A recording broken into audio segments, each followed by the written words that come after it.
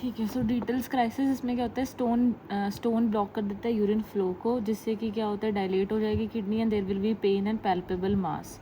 जब stone shift करेगा then there will be large quantities of diluted urine. Investigation of choice हमने कर ली, stones में होती है एनसीसीटी।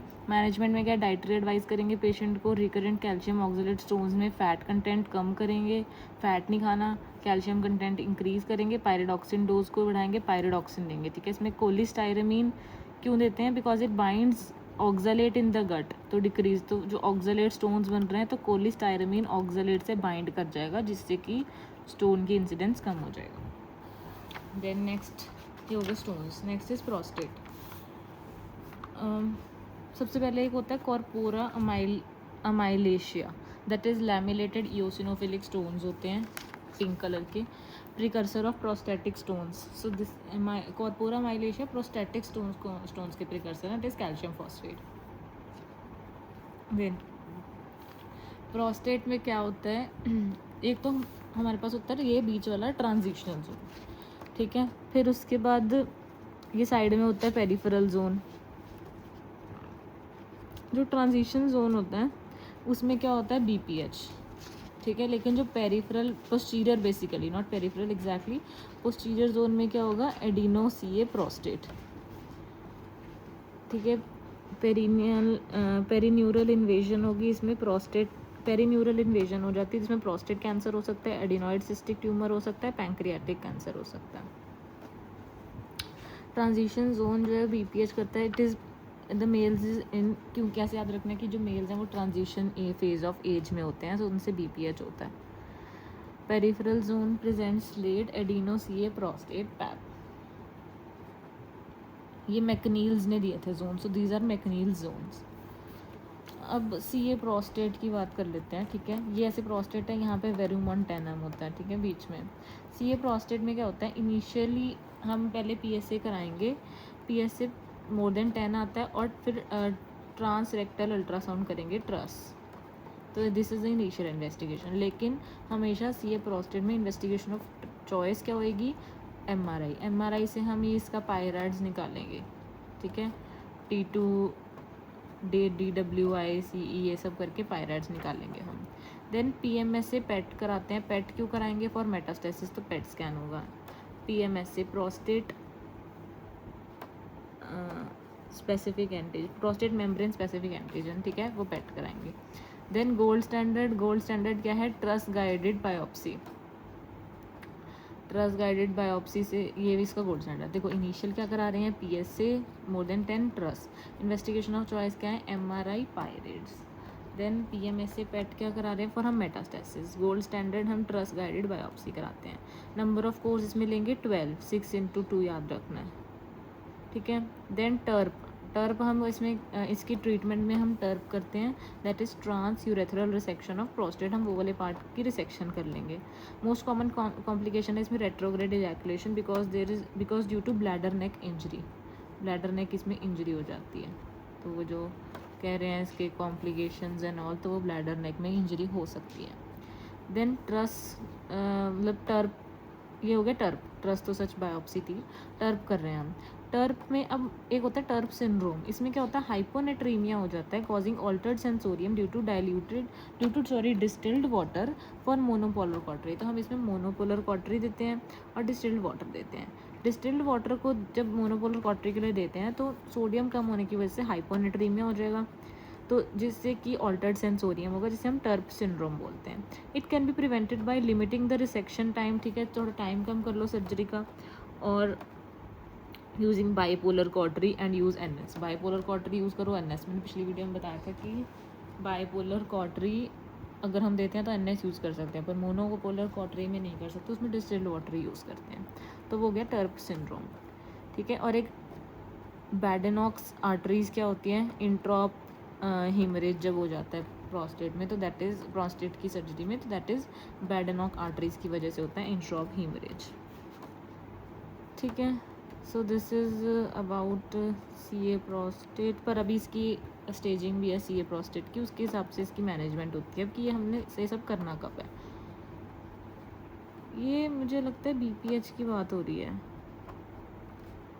बीपीएच की बात हो रही थी अभी, सी ए प्रोस्टेट की तो अभी होएगी,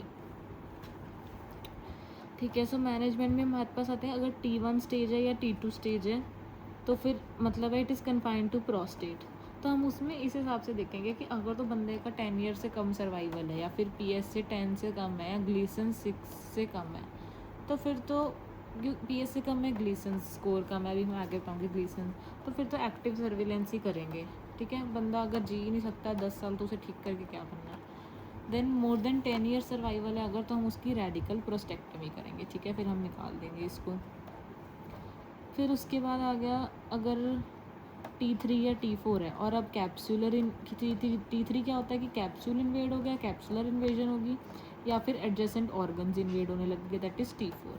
तो हम क्या करेंगे, एंड्रोजन एब्लेशन, सबसे पहले तो एंड्रोजन एब्लेशन, फिर प्लस माइनस रेडियोथेरेपी दे सकते हैं, जिसमें हम क्या देते हैं, पैलेडियम, गोल्ड और ये CS पता नहीं क्या इसका निमोनिक है जिप्सी, ठीक है। सो गोल्ड, पैलेडियम और CS, इससे हम रेडियोथेरेपी देते हैं। तो एंड्रोजन एब्लेशन करनी है और रेडियोथेरेपी देनी है। इसमें GnRH एगोनिस्ट देते हैं हम, continuous GnRH agonist, that is goserelin and leuprolide, and flutamide देंगे। फ्लूटामाइड तो पता है एंड्रोजन रिसेप्टर ब्लॉकर होता है, एंड ऑर्किडेक्टमी कर देंगे, ठीक है। सो T3 T4 अगर कैप्सुलर इन्वेजन है, एडजेसेंट ऑर्गन इन्वेजन है, तो एंड्रोजन एब्लेशन करेंगे और रेडियोथेरेपी देंगे जिप्सी में, ठीक है। देन GnRH एगोनिस्ट देते हैं, goserelin, leuprolide, flutamide, orchidectomy, flutamide androgen receptor blocker है। डिजिटल रेक्टल एग्जामिनेशन करेंगे बंदे की, अगर तो BPH में B आता है तो रबरी से B याद रखो कि BPH में रबरी मोबाइल म्यूकोजा होता है, पर कार्सिनोमा में हार्ड और फिक्स्ड मास होएगा। तो CA प्रोस्टेट इतना ही था, ठीक है। CA प्रोस्टेट में पहले इन्वेस्टिगेशंस क्या करनी है, 12 कोर्स देने हैं, और उसकी मैनेजमेंट है ये बेस्ड ऑन स्टेज की, T1 है, T2 है, T3 है, T4 है, ठीक है। Confined to prostate, capsular invasion, adjacent organs हैं, एक्टिव सर्विलेंस, रेडिकल प्रोस्टेक्टमी और एंड्रोजन एब्लेशन प्लस रेडियोथेरेपी। फिर उसके बाद ये सारे ड्रग्स कर लिए। अब BPH अगर हुआ तो उसकी मैनेजमेंट में हमने टर्प किया था, जिसकी डिस्टल लिमिट है वेरोमोंटानम। डिस्टल लिमिट कहाँ तक करना है इसको, वेरोमोंटानम तक, क्योंकि उसके बाद ब्लैडर नेक की इंजरी हो सकती है और रेट्रोग्रेड इजैकुलेशन हो सकते हैं। Then based on 2 most common pathological patterns on histopathology, हम एक ग्लीसन्स पैटर्न, ग्लीसन स्कोर निकालते हैं, ठीक है, प्रोस्टेट का। इसमें देखो सबसे पहले स्मॉल यूनिफॉर्म ग्लैंड्स हैं, फिर अब स्ट्रोमा बढ़ने लग गया ग्लैंड्स के बीच में, अब आगे डिस्टिंक्टली इनफिल्ट्रेटिव मार्जिन्स आ गई, देन इरेगुलर मासेस आ गए। ये मतलब ये पूरा है कि वेल डिफ्रेंशिएटेड है, मॉडरेटली डिफ्रेंशिएटेड है और पुअरली डिफ्रेंशिएटेड है। So this is based on 2 most common. अब इसमें हम 2 मोस्ट कॉमन हिस्टोपैथोलॉजिकल पैटर्न्स निकालेंगे कि उसमें स्लाइड में क्या आ रहे हैं। हमने एक स्लाइड ली, एक हमारा मोस्ट कॉमन पैटर्न है, एक सेकंड मोस्ट कॉमन पैटर्न है। इन दोनों को हम इसके स्कोर में 1 2 3 4 5 जहाँ पे फिट आता है उसके अकॉर्डिंग ऐड कर लेंगे। देन जो हमारा स्कोर आएगा वो ये, पहले नंबर 1 पे हम लिखेंगे मोस्ट कॉमन, नंबर 2 पे सेकंड मोस्ट कॉमन। ये मोस्ट कॉमन होगा, ये सेकंड मोस्ट कॉमन होगा, 3 + 4 7 आ गया जैसे। तो उस हिसाब से इसका रिस्क ग्रुप बनेगा कि अगर तो ये है ग्लीसन स्कोर लेस देन 6 है तो मतलब रिस्क वेरी लो या लो है। अगर ग्लीसन स्कोर 7 है तो मतलब कि वो इंटरमीडिएट है। लेकिन इसमें भी ग्रेड 2 और ग्रेड ग्रुप 2 और ग्रुप 3 में कैसे डालना है, अगर मोस्ट कॉमन 3 है तो मतलब थोड़ा सा कम सीवियर हुआ, मोस्ट कॉमन 4 है मतलब थोड़ा सा ज़्यादा सीवियर हुआ, तो पहले आएगा 3 + 4 फिर 4 + 3। तो ये दोनों इंटरमीडिएट है पर उनके ग्रुप्स अलग हैं, group 1 group 2 group 3। Then high very high में ग्रुप 4 और ग्रुप 5 आएगा। ग्रुप 4 में ग्लीसन स्कोर 8, ग्रुप 5 में ग्लीसन स्कोर 9 to 10, ठीक है। So less than equal to 6 7 3 + 4 7 4 + 3 score 8 score 9 to 10। इसकी स्प्रेड कैसे होता है, लोकल स्प्रेड या हो सकता है लिम्फेटिक स्प्रेड, क्योंकि फर्स्ट कौन से लिम्फ नोड्स होंगे, ऑब्ट्यूरेटर नोड्स। वो मेटास्टैसिस हो सकती है बोन्स में, लंबर वर्टिब्रे का, ठीक है। देन ऑस्टियोब्लास्टिक मोर देन ऑस्टियोलिटिक, इसमें ऑस्टियोब्लास्टिक होती है मोर। अभी मैंने ऑस्टियोलिटिक कहाँ पढ़ी थी, आई थिंक उसमें बैट्सन प्लेक्सस ब्रेस्ट वाले उसमें, ठीक है। देन इट ट्रैवल्स वाया, ये भी सेम है, it travels via Bateson plexus, पर इसमें ऑस्टियोब्लास्टिक मोर देन ऑस्टियोलिटिक। सो होगी ग्लीसन्स ग्रुप आते हैं हमारे पास 5, पहले वाला लो ग्रेड, अगले दो वाला इंटरमीडिएट, अगले दो high. Gleason score less than 6, less than equal to 6, 7, 8, 9, 10। So this is about Gleason scoring. अब बीपीएच के बारे में बताती हूँ कि बीपीएच के दो कंपोनेंट्स होते हैं, एक डायनामिक कंपोनेंट और एक स्टैटिक कंपोनेंट। डायनामिक में क्या होता है, स्मूथ मसल टोन बढ़ जाती है, ठीक है, टोन बढ़ने की वजह से बीपीएच हो रहा है। स्टैटिक मतलब कि वैसे ही स्ट्रोमा की हाइपरप्लेजिया होगी, सो वो स्टैटिक है। मैनेजमेंट कैसे करते हैं, सबसे पहले मेडिकल मैनेजमेंट में हम क्या देते हैं, अल्फा ब्लॉकर और 5 alpha reductase inhibitors. Alpha blocker जैसे कि टैमसुलोसिन, वो क्या करते हैं, अल्फा ब्लॉकर फास्ट एक्टिंग होते हैं, वो मसल की टोन को कम करते हैं, तो वो डायनामिक कंपोनेंट पे एक्ट करते हैं। सो ये डायनामिक कंपोनेंट पे एक्ट करते हैं। पर 5 alpha reductase inhibitor slow acting होते हैं, पर इनका सस्टेन्ड इफेक्ट होता है, तो इसलिए 6 मंथ्स के अंदर PSA 50% से कम हो जाता है। इसमें ये ग्लैंड के साइज़ को कम करते हैं, तो ये ग्लैंड के साइज़ को कम करेंगे, दैट इज स्टैटिक कंपोनेंट पे एक्ट करेंगे। सो हमने मेडिकल मैनेजमेंट में देना है alpha blocker, 5 alpha reductase inhibitor. Alpha blocker dynamic पे एक्ट करते हैं, 5 अल्फा रिडक्टेज इनहिबिटर स्टैटिक पे एक्ट करते हैं। सर्जिकल मैनेजमेंट में हम टर्प कर सकते हैं, दैट इज़ अभी जो बताई थी ये टर्प की पूरी कहानी। Transurethral resection of prostate, tulip कर सकते हैं, transurethral laser incision of prostate, laser incision और रिसेक्शन। फिर इसके बाद एनडीएग मोस्ट कॉमन लेज़र होता है, and Kattappa that is best laser, क्योंकि कटप्पा है सो फिर वो तो पूरा ही लेज़र का काम कर लेगा अपना। Okay, so this was about prostate. Now next topic is testis, ठीक है। इसमें क्या होता है, ये अल्ट्रासाउंड टेस्टिस के लिए हमेशा हम अल्ट्रासाउंड करेंगे, ठीक है। पेनलेस टेस्टिकुलर मास है, अगर बस एक मास है, ठीक है, ट्यूमर है बेसिकली, पर वो पेनलेस है, तो फिर क्या होता है, मोस्ट कॉमनली वो seminoma. And most common in children कौन सा होता है, टेरेटोमा। तो most common tumour in children is teratoma, but otherwise most common is seminoma. Elderly में lymphoma, so most common overall seminoma, children teratoma, elders lymphoma. Initial investigation क्या करेंगे, scrotal ultrasound कराएंगे, tumour markers कराएंगे, ठीक है। Tumour markers कौन से होते हैं टेस्टिकुलर ट्यूमर्स में, हाल, that is HCG, alpha fetoprotein और LDH, ठीक है। इसमें हम कभी भी टेस्टिकुलर मास में बायोप्सी या FNAC नहीं करते, it is contraindicated. Why, due to the risk of seeding and formation of antisperm antibodies, ठीक है। तो सीडिंग होने की वजह से एंटीबॉडीज़ फॉर्म हो जाएंगी इम्यून मीडिएटेड, इम्यून प्रिविलेज की वजह से, सो देयरफॉर कभी भी बायोप्सी या FNAC नहीं करना। Investigation of choice for T staging, T staging करने के लिए हम क्या करेंगे, हीरो, ठीक है, इससे याद रखो, मेल इज़ हीरो। तो high inguinal radial orchidectomy, high inguinal radical orchidectomy करेंगे हम फॉर टी स्टेजिंग। देन एक चिवासूस मैन्यूवर होता है, इसमें क्या होता है, फ्रोज़न सेक्शन हम इसमें रखते हैं, while operating to see for the margins, तो उसको फ्रोज़न सेक्शन बनाएंगे चिवासू में। But for retroperitoneal lymph node अगर देखने हैं तो CECT। सो डिपेंड करता है कि हमें क्या करना है। इनिशियल इन्वेस्टिगेशन करनी है तो scrotal ultrasound and tumour markers करेंगे। देन बायोप्सी FNAC तो कभी नहीं करेंगे। अगर टी स्टेजिंग करनी है तो हीरो करना है। चिवासू मैन्यूवर हम फ्रोजन सेक्शन करते हैं मार्जिन देखने के लिए। रेट्रोपेरिटोनियल लिम्फ नोड्स देखने हैं तो CECT करेंगे। TNMS मतलब सीरोलॉजिकल स्टेजिंग। अब इसमें क्या है, ठीक है। सबसे पहले तो स्टेज 1, अगर if it is limited to the testis with elevated markers, अभी बस T1 स्टेज है, तो अगर तो सेमिनोमा है, ठीक है, तो हम क्या करेंगे, रेडियोथेरेपी कीमोथेरेपी की 1 साइकिल।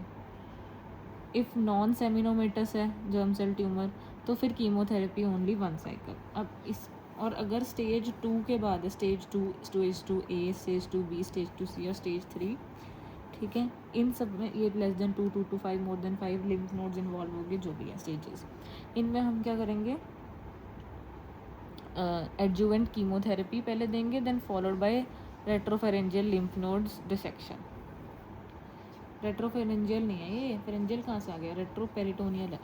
तो investigation choice for retroperitoneal lymph node CECT, और इसमें एडजुवेंट कीमोथेरेपी के बाद रेट्रोपेरिटोनियल लिम्फ नोड डिसेक्शन कर रहे हैं। ठीक है, इसका ये ट्रीटमेंट देख लो अब ढंग से। टेस्टिकुलर ट्यूमर्स का क्या है, पहले तो पोस्ट ऑर्किडेक्टमी, तो हम ऑर्किडेक्टमी करेंगे। स्टेजेस के अकॉर्डिंग अब हमने इसको डिवाइड कर दिया 1, 2, 3 और 4 इकट्ठे।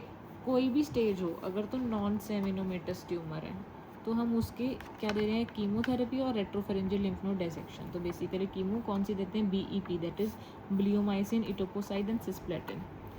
कीमो और लिम्फ नोड डिसेक्शन कर रहे हैं इनमें। ये हो गया नॉन सेमिनोमेटस।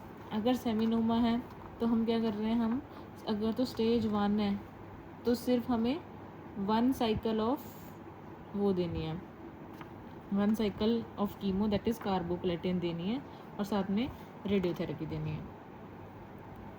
अगर स्टेज 2 है तो हमने सिर्फ एक कीमो देनी है BEP जो हम कर रहे हैं। स्टेज 3 और 4 में हमें दोनों चीज़ें देनी पड़ेंगी, कीमो, BEP और रेडियोथेरेपी। ठीक है, रेट्रोफेरेंजियल लिम्फ नोड डिसेक्शन से हम नॉन सेमिनोमेटस ट्यूमर में कर रहे हैं। सेमिनोमा में 1 साइकिल ऑफ कार्बोप्लेटिन और रेडियोथेरेपी, कीमो BEP और कीमो BEP प्लस रेडियोथेरेपी। ये हो गया। ये नेक्स्ट पेज पे आया हुआ फोरनीज गैंग्रीन। ठीक है, फोरनीज गैंग्रीन क्या होता है, नेक्रोटाइजिंग फेशियाइटिस अगर हो जाए पेरिनियल रीजन का। इसमें सिनर्जिस्टिक बैक्टीरिया एक्ट करते हैं, aerobic and anaerobic bacteria. Most commonly seen in immunocompromise patients like diabetes and alcoholics में ये दिखते हैं। Testes are spare due to the dual blood supply, but testes की blood supply dual होगी जिसकी वजह से ये फोरनीज गैंग्रीन वैसे पूरे पेरिनियल रीजन को अफेक्ट कर देगा, बट ये स्पेयर हो जाएंगी। मैनेजमेंट इसकी क्या करेंगे, एग्रेसिव डिब्राइडमेंट करनी पड़ेगी, broad spectrum antibiotics plus IV fluids करना पड़ेगा, देन हाइपरबारिक ऑक्सीजन देनी पड़ेगी, दैट इज़ लेटेस्ट। ठीक है, तो हाइपरबारिक ऑक्सीजन देंगे फोरनीज गैंग्रीन में। देन व्हाट इज़ प्रायोपिज्म, पहले यही कर लेते हैं मैं सारा। What is priapism, that is long detection more than 4 hours. तो इसमें टाइमलाइन याद रखनी है, more than 4 hours long detection. More than 6 hours अगर हो जाए तो फिर वो इस्कीमिया और नेक्रोसिस हो जाता है पेनिस। ठीक है, 2 तरह की होती है, high flow priapism and low flow priapism. High flow में क्या होगा कि ब्लड फ्लो इंक्रीज हो जाएगा टू द पेनिस, तो दिस सेकेंडरी टू ये ब्लड फ्लो कब इंक्रीज होगा, अगर कोई ट्रॉमा है, स्पाइनल इंजरी है या पेपावरिन का इंजेक्शन दिया है, बट इट इज़ पेनलेस, और इसमें ABG कराएंगे तो ऑक्सीजनेटेड ब्लड आएगा। लो फ्लो प्रायोपिज्म में वीनस ऑब्स्ट्रक्शन हो जाएगी मोस्ट कॉमन कॉज, तो लो फ्लो का मोस्ट कॉमन कॉज है वीनस ऑब्स्ट्रक्शन। हाइपरकोएगुबल स्टेट्स होती हैं इसमें, like children, leukaemia, sickle cell anaemia. Hypercoagulable states में होगा ये, children, leukaemia, sickle cell anaemia, और ये पेनफुल होता है, इसमें डीऑक्सीजनेटेड ब्लड होता है। इन्वेस्टिगेशन एंजियोग्राफी करा लेंगे, इसके लिए लो फ्लो के लिए एंजियोग्राफी करा सकते हैं। ठीक है, क्योंकि ये हाइपरकोएगुलेबल स्टेट की वजह से ऑब्स्ट्रक्शन कॉज कर रही है। मैनेजमेंट में सीडेट करो पेशेंट को, एड्रेनालिन का इंजेक्शन दो, अगर अभी भी फ़र्क नहीं पड़ा तो शंट सर्जरी करनी पड़ेगी, ग्रे हैक शंट कॉर्पोरस सेफिनस। तो ग्रे हैक शंट सर्जरी किसके लिए है, प्रायोपिज्म के लिए। अब फोरनीज गैंग्रीन के साथ एक और गैंग्रीन होता है, दैट इज़ मेलेनीज गैंग्रीन। इसमें क्या होता है, gangrene extending into the abdominal wall. ठीक है, तो गैंग्रीन जब एब्डोमिनल वॉल तक चला जाए तो दैट इज़ मेलेनीज गैंग्रीन। चलो ये हो गया। नेक्स्ट एक्टोपिक टेस्टिस क्या होती हैं, एक तो होती है अनडिसेंडेड टेस्टिस। ठीक है, बट कि वो डिसेंड नहीं करी नॉर्मल पाथवे में, बट एक्टोपिक होती है if it is deviated from normal pathway of descend. Most common site कहाँ पे जाती हैं, ये सुपरफिशियल इंग्वाइनल पाउच में, तो वो नॉर्मल पाथवे नहीं है, सुपरफिशियल इंग्वाइनल पाउच में जाकर बैठ गई है। मैनेजमेंट ऑर्किडोपेक्सी करेंगे, ऑर्किडेक्टमी नहीं करनी, निकालना नहीं है, उसको उठा के सही पोजीशन पे डालना है, सो ऑर्किडोपेक्सी करनी है। रिट्रैक्टाइल टेस्टिस समटाइम्स जम्प्स बैक, जब वो आती है अपने नॉर्मल पोजीशन में और कुछ टाइम में वापस बैक जंप कर जाती है, इसमें कुछ नहीं करना, पेशेंट को रीअश्योर करना। ठीक है, अब इसमें ये हाल मैंने बता दिया था, tumour markers that is LDH, HCG और AFP। ठीक है, 1.5 टाइम्स 10 टाइम्स जो भी है। इन्वेस्टिगेशन अब आ गया टॉर्जन, ठीक है। इन्वेस्टिगेशन ऑफ टॉर्जन अगर हो जाती है टेस्टिस में, सबसे पहले torsion of cyst of Morgagni new point. Torsion of cyst of Morgagni अगर हो जाए तो उसमें ब्लू डॉट साइन देखते हैं, blue dot sign is in torsion of cyst of Morgagni, ठीक है। Investigation of choice for torsion and epididymo और काइटिस में डॉपलर करते हैं। बोथ ऑफ दीज में, टॉर्जन में भी, एपिडिडाइमो और काइटिस में डॉपलर करते हैं। ये आ गया डॉपलर की वो, ये डॉपलर में नॉर्मल टेस्टिस दिख रही हैं, ठीक है। ये अगर ब्लड फ्लो एब्सेंट हो जाए, बिल्कुल ही दिख ही नहीं रहा ब्लड फ्लो डॉपलर पे, तो वो टॉर्जन होता है। अगर ब्लड फ्लो इंक्रीज हो गया उल्टा ड्यू टू इन्फ्लेमेशन, तो वो एपिडिडाइमो और काइटिस है, ठीक है। सबसे पहले हम देखते हैं अगर टॉर्जन है तो क्या होता है। अगर टॉर्जन होएगा तो इसके रिस्क फैक्टर्स क्या होते हैं। एक तो bell clapper testis, that is high investment of tunica vaginalis. दो या तीन साइंस करने हैं हमने इसमें। सबसे पहले है टेस्टिस हाई लाइंग होती हैं, that is Deming sign, high lying Deming, demons हमेशा ऊपर बैठे होते हैं। एंजल बेचारी सो रही है, एंजल साइन ट्रांसवर्स लाइंग, ठीक है। देन प्रेहन साइन क्या है, pain decreases on lifting, lift करेंगे अगर हम उसको तो पेन डिक्रीज होएगी, तो दैट इज़, ये प्रेहन साइन इसमें ही होता है ना कि एपिडिडाइमो और काइटिस में होता है। आई थिंक प्रेहन साइन इसमें नहीं होता, प्रेहन साइन एपिडिडाइमो और काइटिस में होता है। एपिडिडाइमो और काइटिस में क्या है, ब्लड फ्लो इंक्रीज हो रहा है due to inflammation, flow increase हुआ। क्लेमाइडिया लेस देन 40 ईयर्स तो क्लेमाइडिया से होता है, मोर देन 40 ईयर्स तो इकोलाई से होता है मोस्ट कॉमनली, तो गिव एंटीबायोटिक्स। इसमें इन्फ्लेमेशन है तो फिर pain decrease on lifting. So overall क्या है कि टॉर्जन में डेमिंग साइन है, एंजल साइन है। इसकी मैंने टॉर्जन होगी तो मैनेजमेंट क्या करेंगे हम, डी टॉर्जन। अगर गैंग्रीन है तो इसे रिमूव कर दो, अगर वायबल है तो ऑर्किडोपेक्सी कर दो, दैट इज़ फिक्स इट, ठीक है। सो दिस इज टॉर्जन, एपिडिडाइमो और काइटिस में प्रेहन साइन है, इनमें डेमिंग और एंजल साइन है टॉर्जन में। मोस्ट कॉमन ऑर्गेनिजम्स कर लिए क्लेमाइडिया, इकोलाई। देन वेरिकोसील क्या होता है, if there are bag of worms appearance of testis, तो वेरिकोसील होता है जिसमें पैम्पिनिफॉर्म प्लेक्सस की डायलिटेशन हो जाती है। लेफ्ट साइड पे ज़्यादा होता है as compare to the right side, because right side में जो होते हैं, ये है हमारे पास इंफीरियर वीना कावा, ये है left renal vein, left renal vein के ऊपर आ रही है लेफ्ट एड्रीनल, लेफ्ट गोनाडल। तो वो कह रहे हैं जो लेफ्ट साइड में है वो लेफ्ट साइड की गोनाडल तो पहले लेफ्ट रीनल वेन में जा रही है, फिर इंफीरियर वेना कावा में जा रही है। बट जो राइट साइड में होती है ना, राइट साइड की गोनाडल, वो डायरेक्टली ही इंफीरियर वेना कावा में चल जाती है। तो वेरिकोसील हमेशा राइट साइड पे ज़्यादा कॉमन होएगा।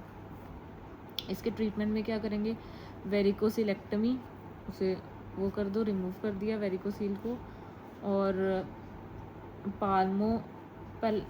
पेलोमो प्रोसीजर करेंगे, दैट इज़ जो लाइगेट कर देंगे उन वेन्स को, जिसे बोलते हैं पेलोमो प्रोसीजर, ठीक है। ये देखो यहाँ पे वेरिकोसील में बस वेलसेल्वा करेंगे तो फिर ऐसा दिखेगा ब्लड फ्लो ऑन डॉपलर या अल्ट्रासाउंड जो भी है।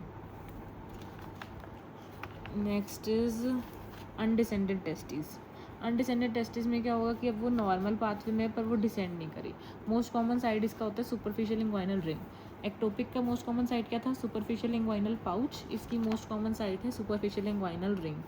सेकेंडरी सेक्सुअल कैरेक्टरिस्टिक्स नॉर्मल होते हैं इसमें, वाई, बिकॉज लेडिक सेल्स जो है वो नॉर्मल है, and because they are resistant to changes in temperature, उनको चेंज ऑफ टेम्परेचर से कोई फ़र्क नहीं पड़ रहा। सो सेकेंडरी कैरेक्टर्स नॉर्मल रहेंगे इस बंदे में, पर लेडिक सेल्स इफेक्ट नहीं हो रहे, पर कौन से सेल्स इफेक्ट हो रहे हैं, सर्टोली सेल्स, तो फर्टिलिटी रिड्यूस्ड हो जाएगी। रिस्क ऑफ ट्यूमर्स होते हैं सेमिनोमा, ठीक है, जिन्हें अनडिसेंडेड टेस्ट होता है उनमें आगे जाके सेमिनोमा का रिस्क रहेगा। इन्वेस्टिगेशन ऑफ चॉइस क्या है, डायग्नोस्टिक लैप्रोस्कोपी मोर देन MRI, डायग्नोस्टिक लैप्रोस्कोपी करेंगे हम अनडिसेंडेड टेस्टिस में और मोर देन MRI। तो इसमें गलती से भी MRI नहीं मार्क कर देना, अगर इन्वेस्टिगेशन ऑफ चॉइस पूछी जाएगी, डायग्नोस्टिक लैप्रोस्कोपी है। Time to operate 6 to 12 months, अगर 6 मंथ से कम बंदा वो होएगा प्रेजेंट करेगा बच्चा, तो फिर उससे हम बोलेंगे कि अभी कुछ नहीं करना, 6 to 12 मंथ्स में ऑपरेट होएगा। बायलेटरल नॉन पैल्पेबल टेस्टिस अगर हैं, नॉन पैल्पेबल हैं दोनों साइड में, तो हम क्या करेंगे चेक करने के लिए कि टेस्टिस हैं भी है या नहीं, पहले HCG लोडिंग टेस्ट देंगे। HCG लोडिंग टेस्ट देके अगर तो इंक्रीज़ करते हैं वो HCG तो फिर एक्सप्लोर करो, ढूंढो कहाँ है। बट अगर डिक्रीज़ ही हो जाता है HCG लोडिंग टेस्ट से भी तो फिर एनोर किया है, मतलब टेस्टिस है ही नहीं, कुछ नहीं करना अब। यूनिलेटरल अगर नॉन पैल्पेबल है तो फिर हम एक्सप्लोरेशन करेंगे, ढूंढेंगे भी कहाँ है डायग्नोस्टिक लैप्रोस्कोपी से। अगर ब्लाइंड एंडिंग वेसल्स आती हैं, वेसल जाके देखा कि ब्लाइंड एंडिंग है तो स्टॉप करो, इसका मतलब है there are no testis. Most important trigger क्या होता है अनडिसेंडेड टेस्टिस का, that is differential growth of abdominal wall. ठीक है, सो क्वेश्चन आया हुआ ये differential growth of abdominal wall इसका मोस्ट इंपॉर्टेंट ट्रिगर है। Next is hydrocele versus ependymal cyst, not versus exactly but दो न्यू कंडीशंस पढ़नी है। हाइड्रोसील क्या होता है, most common is vaginal tunica vaginalis में हाइड्रोसील होता है। देर इज़ ये अल्ट्रासाउंड पे ऐसे ब्लैक ब्लैक दिखेगा और थोड़ा सा यहाँ वाइट वाइट पोर्शन दिखेगा। हाइड्रोसील की मैनेजमेंट क्या होती है, लॉर्ड्स प्लाइकेशन या जैबुलेस एक्सीजन इवर्जन। हाइड्रोसील में ट्रांस इल्यूमिनेशन टेस्ट पॉजिटिव होता है क्योंकि इसके अंदर फ्लूइड है। एपेंडाइमल सिस्ट में क्या होता है कि अंदर से अब ये ब्लैक है, if the sperms are present in it तो स्पर्मेटोसील है, that is barley water appearance होती है इसकी, बारले वाटर अपीयरेंस। ये अपीयरेंसेस याद करनी है। ये हो गया, गैंग्रीन कर लिया, प्रायोपिज्म कर लिया। अनडिसेंडेड टेस्टिस में तो वही differential growth of abdominal wall most important trigger है इसका। Then hormonal factors and pull of gubernaculum least important है। सुनने में लगता है pull of gubernaculum most important है but it is least important. Normal descent का पाथवे क्या होता है, सबसे पहले इलियक 6 मंथ ऐसे याद रखना, 6 7 8 9, 6 मंथ 7 मंथ्स 8 मंथ्स 9 मंथ्स। सबसे पहले इलियक फोसा, फिर वो इंग्वाइनल कैनाल में जाएंगे, then superficial ring, then scrotum. Iliac fossa में, देन इंग्वाइनल कैनाल में, सुपरफिशियल रिंग और स्क्रोटम। ठीक है, ये हो गया टेस्टिस हो गया।